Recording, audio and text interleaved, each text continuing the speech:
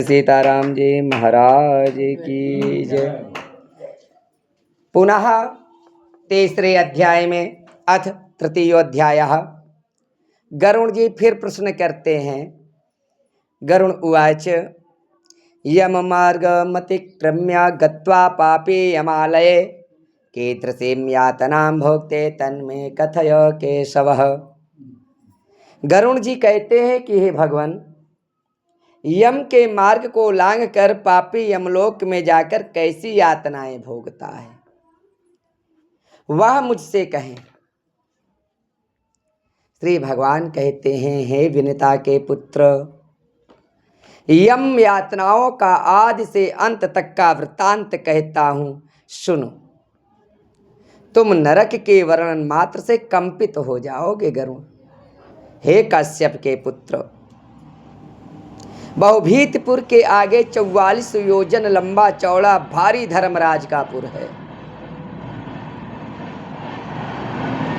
हर समय वहां हाहाकार मचा रहता है, जिसे देख पापी चिल्लाने लगता है। यमपुर में रहने वाले उसका रुदन सुनकर वे सब लोग जाकर द्वारपाल से कहते हैं। वहां धर्मध्वज नामक द्वारपाल सदा रहता है। वह चित्रगुप्त के पास जाकर उस प्रेत के सब शुभाशुभ को कह देता है। तदनंतर चित्रगुप्त धर्मराज से निवेदन कर देते हैं, हे गरुड़, जो मनुष्य नास्तिक और पापी है, और ये हम सब लोगों को दिखाई दे रहे हैं, जो मनुष्य नास्तिक और पापी हैं, उन सबको धर्मराज भली भांति जानते हैं, कुछ बताने की जरूरत ना है। चित्रगुप्त से उसके पापों को तो फिर भी वो पूछते हैं। चित्रगुप्त से सब कुछ जानते हुए भी चित्रगुप्त श्रवणों से पूछते हैं। ये दिशाओं के स्वामी होते हैं श्रवण। ब्रह्मा के पुत्र श्रवण हैं। वे स्वर्ग, पृथ्वी लोक और पाताल तीनों लोक में घूमा करते हैं। उनको दूर से ही सुनने का ज्ञान है और दूर से ही देखने वाले उनके नेत्र भी हैं। वो देख भी लेते हैं और सुन भी लेते हैं। उन श्रवणों की पत्नियां भी उन्हीं के समान हैं। वे अलग नाम की श्रावणी हैं। वे सब स्त्रियों की चेष्टाओं को जानती हैं। इसके मन में क्या है, सब कुछ जानती हैं। वे पुरुष और स्त्रियां स्त्री पुरुषों के प्रकट और गुप्त किए कर्म और वाक्यों को चित्रगुप्त से बताए देती हैं। वे धर्मराज के दूत मनुष्यों के वाणी, मन और शरीर से किए हुए शुभ अशुभ कर्मों को यथार्थ रूप से कह देते हैं। यथार्थ रूप से मनुष्य और देवताओं के अधिकारी उन सत्यवादी श्रवणों में ऐसा है कि ये वे मनुष्य के सब कर्म कह देते हैं। वो कुछ नहीं छिपाते। व्रत, दान और सत्यवादी से जो मनुष्य उनको संतुष्ट करता है, व्रतैर्दानैश्च सत्योक्त्या यस्तोषयति तान् नरः भवन्ति तस्य वै ते सौम्या स्वर्गमोक्ष प्रदायिनः। व्रत, दान और सत्य वचन से जो मनुष्य श्रवण और श्रावणी को संतुष्ट करता है, उसके लिए वे सौम्य पुरुष स्वर्ग और मोक्ष के देने वाले हो जाते हैं। पापियों के कर्मों को वे सत्यवादी श्रवण जानकर धर्मराज के सामने कह देने से दुखदाई हो जाते हैं कि अरे अच्छा कर्म करता, मुझे क्यों बताना पड़ता। आदित्यश्चंद्रा अनिलो नलश्च दौर्भमिरापो हृदयं यमश्च अहश्च रात्रैश्च उभे च संध्ये धर्मश्च जानाति नरश्च वृत्तम्। सूर्य, चंद्रमा, पवन, अग्नि, आकाश, पृथ्वी, जल, हृदय, यम, दिन रात्रि दोनों संध्याएं और धर्म पुरुष के वृत्तांत को ये सब जानते हैं, इनसे कोई छिपाई ना है। तथा धर्मराज, चित्रगुप्त, श्रवण और सूर्य आदिक शरीर में टिके हुए बस पाप और पुण्य को जानते हैं। इस प्रकार यमराज पापियों के पाप का अच्छी प्रकार से निश्चय करके अपना भयंकर रूप उनको बुला करके दिखाते हैं। वे पापी लोग हाथ में दंड लिए, बड़ी काया वाले और भैंसे पर चढ़े हुए यमराज के भयंकर रूप को जब देखते हैं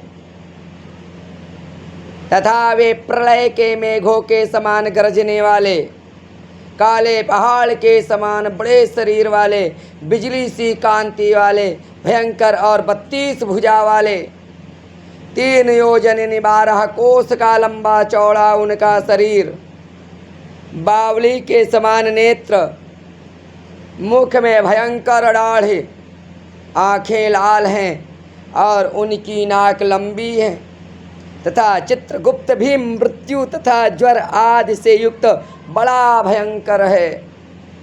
उसके पास यम के तुल्य सब दूत गर्जा करते हैं। उसको देखकर डरा हुआ पापी हाहाकार करता है तथा दान ना देने से वह पापात्मा बार बार कांपता और रोता है। तदनंतर अपने कर्मों को सोचते हुए तथा रोते हुए उन पापियों को चित्रगुप्त यम की आज्ञा सुनाते हैं। चित्रगुप्त कहते हैं कि हे दुराचारियों, पापियों, भो भो पापा दुराचारा अहंकार प्रदोषिता। हे दुराचारियों, पापियों, तुमने अहंकार से दूषित हो बिना विचारे किस लिए यह पाप कर्म संचित किया है। हे मूर्ख मनुष्यों, काम क्रोध से और पापियों की संगत से उत्पन्न दुखदायक पाप को किस लिए संचित किया है। तुमने हर्षित होकर जैसे पहले पाप किए हैं वैसे ही यातना भी भोगो, भोगना तो पड़ेगा। इस समय मुँह क्यों मोड़ते हो? तुम लोगों ने जो बहुत से पाप किए हैं वे ही पाप दुख के कारण हैं, यह मिथ्या नहीं है। मूर्ख, पंडित, दरिद्र, धनवान और निर्बल सबल सबसे यमराज जी सम बर्ताव करते हैं। गरुड़। चित्रगुप्त की ये बातें सुनकर पापी लोग अपने कर्मों को विचार कर चुप हो निश्चल शांति से बैठ जाते हैं। चोर के समान निश्चल बैठे हुए उन पापियों को देखकर धर्मराज उनके पापों की शांति के लिए उचित आज्ञा देते हैं, अर्थात पाप की शांति के लिए जैसा उनको दंड मिलना चाहिए वह आज्ञा देते हैं। इसके बाद वे निर्दयी यमदूत उनको धमका कर कहते हैं कि हे पापियों, अत्यंत भयंकर महाघोर नरक को जाओ।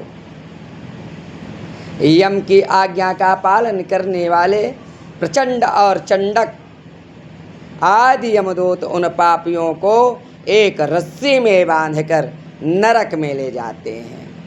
सिर्फ 2 ही दूत ले जाते हैं जो नाम है चंडक और प्रचंड। रस्सी में बांधकर नरकों में ले जाते हैं। जलती हुई अग्नि के समान वहाँ कांति वाला एक बड़ा भारी वृक्ष है। वह 5 योजन चौड़ा और 1 योजन ऊंचा है। वे दूत उस वृक्ष में पापियों को सांकलों से अधोमुख बांधकर मारते हैं। वृक्ष की अग्नि से जलते हुए वे रोते हैं, परंतु उनकी रक्षा करने वाला कोई नहीं रहता है। यमदूतों से ताड़ित भूख प्यास से थके उस सलमली वृक्ष में अनेकों पापी लटके रहते हैं। आश्रय रहित वे पापी उन दूतों के आगे हाथ जोड़कर कहते हैं कि हमारा अपराध क्षमा करो, क्षमा करो, किंतु वे यमदूत बार बार उनको लोहे की लाठी से, मुदगर से, तोमर से, गदा से और मूसल से मारते हैं, पर क्षमा नहीं करते। वे उससे मूर्छित तथा चेष्टा रहित हो जाते हैं। उन चेष्टा रहित पापियों को देखकर यमदूत कहते हैं कि हे दुराचारी पापियों, भो भो पापा दुराचार, किमर्थम दुष्ट चेतसः सुलभानि न दत्तानि जलान्यन्यान्य पिक्वचित। तुम किस लिए खराब चेष्टा करते हो? हे दुराचारी पापियों, यमदूत कह रहे हैं कि तुम किस लिए खराब चेष्टा करते हो? तुमने जल आदि अन्य सुलभ वस्तु भी किसी को दान में नहीं दी, पीने के लिए एक लोटा जल भी नहीं दिया, और तुम चेष्टा करते हो कि कोई हमारी रक्षा करे। किसी को तुमने आधा पेट भोजन भी नहीं दिया, ना कुत्ता को और ना कौवा को ही बलि दी, अतिथियों को नमस्कार भी नहीं किया तुमने, और पितरों का तर्पण किया ही नहीं। तुमने यमराज और चित्रगुप्त का भी ध्यान नहीं किया, ना तो उन दोनों के मंत्रों को भी जपा जिससे यह यातनाएं ना होती, ना कोई तीर्थ यात्रा की, ना देवताओं की पूजा की, ना गृहस्थाश्रम में रहते हुए अन्नदान ही किया, ना अतिथियों के लिए भोजन ही निकाला, साधु संतों की सेवा भी नहीं की। अतः अपने किए पापों का फल भोगो। तुम धर्म से ही च्युत हो, इसलिए बुरी तरह दंड पाए रहे हो। जो अपराधों को क्षमा करने में भगवान श्रीमन्नारायण समर्थ हैं, क्षमापराधम कुरुते भगवान हरेश्वरः, वयम तो सापराधानां दंडदाहि तदाज्ञया। जो अपराधों को क्षमा करने में भगवान श्रीमन्नारायण ही समर्थ हैं, हम तो उनकी आज्ञा से अपराधियों को दंड ही देते हैं। ऐसा कहकर वे दूत निर्दयता से उन पापियों को मारते हैं। मारने से वे पापी जलते हुए अंगार की तरह नीचे गिर जाते हैं। गिरते समय सालमली के पत्तों से उनका शरीर छिल जाता है। नीचे पड़े हुए उन पापियों को कुत्ते नोच नोच कर खाते हैं। तब वे रोते हैं, वे जीव रोते हैं। उनको रोते हुए देखकर यमदूत उनके मुंह को बालू से भर देते हैं कि आवाजों ना निकले। कोई उनको अनेक प्रकार के पासों में बांध मुदगरों से मारते हैं। कोई कोई पापी तो लकड़ी की तरह आरों से चीरे जाते हैं। कोई कोई धरती पर कुल्हाड़ों से काटे जाते हैं।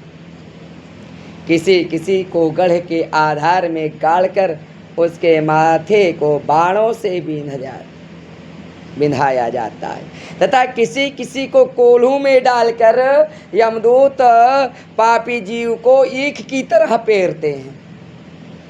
किसी किसी को जलते हुए अंगारे और जलती हुई लकड़ियों से चारों ओर से घेर कर लौह पिंड की तरह धौंकते। किसी को घी के कड़ाह में और किसी को तेल के कड़ाह में डालकर बड़ों के समान इधर उधर चलाते हैं। किसी को रास्ते में मत्त हाथी के सामने फेंक देते हैं और किसी को हाथ पैर बांधकर नीचे को मुंह करके लटका दिया जाता है। किसी को कुएं में डाल दिया जाता है और किसी को पहाड़ से गिराया जाता है। कीड़ों से भरे हुए कुंड में डुबाया जाता है। जिनसे कीड़े उसे बहुत व्यथित करते हैं। वज्र के समान चोंच वाले बड़े बड़े कांवों और मांस के लोभी गिद्धों से उन पापियों के सिर नोचे जाते हैं तथा चोंचों से उनकी आंखें और मुख नोचे जाते हैं। कोई अपने कर्ज के लिए प्रार्थना करता है कि मेरा धन दे दे, तूने मेरा धन खा लिया है, तुझे अब यमलोक में मैंने देखा है। नरक में इस प्रकार झगड़ा करते हुए उन पापियों के मांस को सड़सियों से काटकर यमदूत उनको दे देते हैं। इस प्रकार यम की आज्ञा से उन पापियों को ताड़ना देकर तामिस्त्रादि घोर नरकों में खींचकर यमदूत उन महापापी जीवों को डाल देते हैं। यद्यपि नरकों में बहुत दुख है, तथापि उस सालमली वृक्ष के पास उन पापियों को जो बड़ा भारी दुख होता है वह वचन से भी नहीं कहा जा सकता। हे आकाशचारी गरुण, 84 लाख नरक हैं, उनमें सबसे कठिन धौरे नामक 21 महाघोर नरक है और श्रीमद् भागवत महापुराण में 28 नरक, गरुड़ पुराण में 21 नरक और उन 21 नरकों के नाम बताए रहे हैं श्री सूत जी महाराज। और इधर श्रीमन नारायण जी गरुड़ जी को बताए रहे हैं कि 21 जो नरक हैं उनको सुनो। तामिस्त्र, लोह संको, महारौरव, चौथा सालमली, पांचवा रौरव, छठवा कुंगमल, सतवा कालसूत्रक, आठवां पोत मृतिक, नवा संघात, 10वां लोहितोद, 11वां शविष, 12वां संप्रतापन, 13वां महानिरय, 14वां कंकोल, 15वां संजीवन, 16वां महापथ, 17वां अवीच, 18वां अंधतामिस्त्र, 19वां कुंभीपाक, 20वां संप्रतापन और 21वां तपन। ये 21 नरक हैं।